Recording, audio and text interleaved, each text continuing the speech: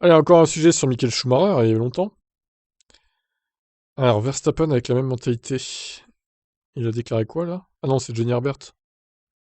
Il y a un énorme vide laissé depuis l'accident de Schumacher. Lorsque l'accident s'est produit, ce fut un grand choc pour tout le monde. Il avait été une figure incontournable du paddock. Pendant si longtemps, remportant toutes ses victoires et tous ses championnats, il était très respecté par les pilotes actuels à l'époque, mais aussi probablement par presque tous les pilotes d'aujourd'hui. Si tu leur demandes quel est le pilote qu'ils ont admiré et regardé pendant leur enfance, ils te répondront Michael Schumacher. Michael est celui qui les a poussés à réaliser leur rêve d'entrer en Formule 1. Alors, il n'y a pas que Schumacher, il y a Senna aussi, du coup. Prost, etc. Selon Herbert, il y a beaucoup de pilotes à notre époque qui utilisent encore sur la piste les manières de Michael. Ah oui, Max, évidemment. Je pense que même Yos a essayé d'inculquer à beaucoup de ce que Michael était en tant que pilote et en tant que personne et dans la façon dont il contribue à son équipe et comment il travaille au sein d'une structure d'équipe pour obtenir le meilleur pour lui-même.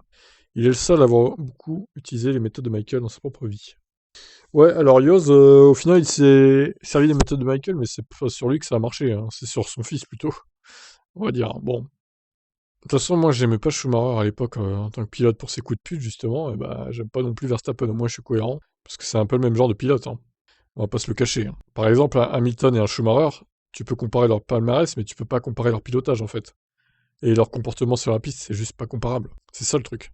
Par contre, un Verstappen et un Schumacher, ok, là on peut comparer. Qu'en pensez-vous?